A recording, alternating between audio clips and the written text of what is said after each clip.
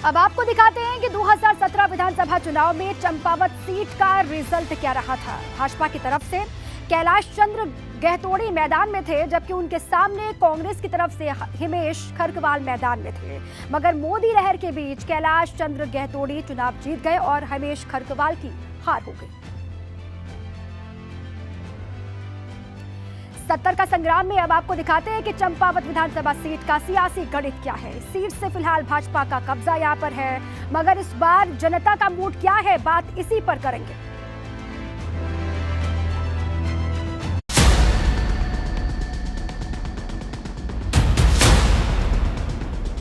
चंपावत विधानसभा क्षेत्र राजनीति के साथ ही सुरक्षा के लिहाज से भी बेहद अहम इलाका है, क्योंकि ये जिला नेपाल से लगता है।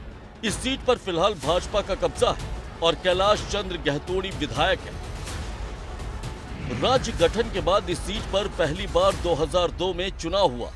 2002 चुनाव में कांग्रेस के हिमेश खरकवाल ने निर्दलीय प्रत्याशी मदन सिंह महाराणा को शिकस्त दी थी। खरकवाल पहली बार इस सीट से विधायक बने थे, लेकिन 2007 में खरकवाल को भाजपा की वीना महाराणा ने बड़े अंतर से हरा दिया।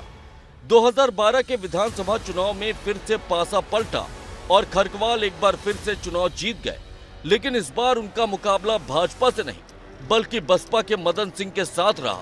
2017 के विधानसभा चुनाव में मोदी लहर के बीच भाजपा ने कैलाश चंद्र गहतोड़ी को टिकट दिया और उन्होंने हिमेश खरकवाल को चुनाव हरा दिया।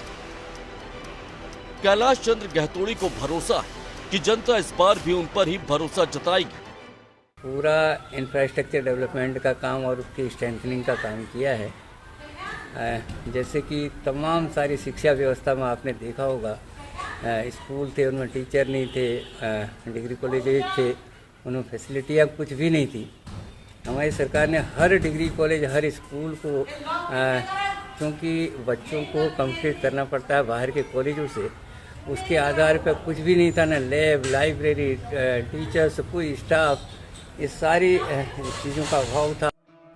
मगर इस बार मौजूदा विधायक कैलाश चंद्र गहतोड़ी को कांग्रेस से कड़ी टक्कर मिलती दिख रही है, जिसकी बड़ी वजह यह है कि कैलाश चंद्र गहतोड़ी अपने क्षेत्र में काफी समय से सक्रिय नहीं है। खास तौर से कोरोना के समय से विधायक अपना क्षेत्र चंपावत छोड़कर काशीपुर में रहते हैं। इसी का फायदा उठाने के लिए कांग्रेस तैयार बैठी है। वहीं इस बार आम आदमी पार्टी की सक्रियता भी क्षेत्र में काफी बढ़ गई है। एबीपी गंगा के लिए चंपावत से अनुज की रिपोर्ट। चंपावत से विधायक कैलाश चंद्र गहतोड़ी दावा कर रहे हैं कि उन्होंने अपने विधानसभा क्षेत्र में विकास के काफी काम करवाए हैं, मगर विरोधी दल के नेता उनके दावों पर सवाल खड़े कर रहे हैं। सड़क, स्वास्थ्य और शिक्षा, तीन चीजें हैं।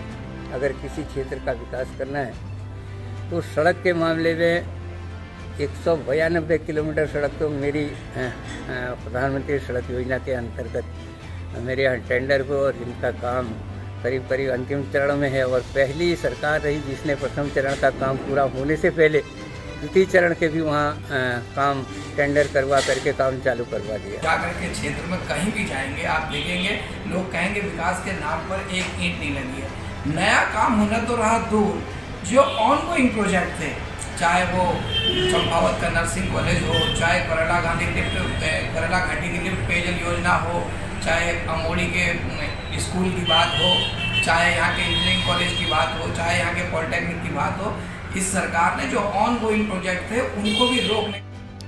चलिए अब आपको दिखाते हैं कि चंपावत विधानसभा क्षेत्र की जनता विधायक के कामों को लेकर क्या राय रखती है।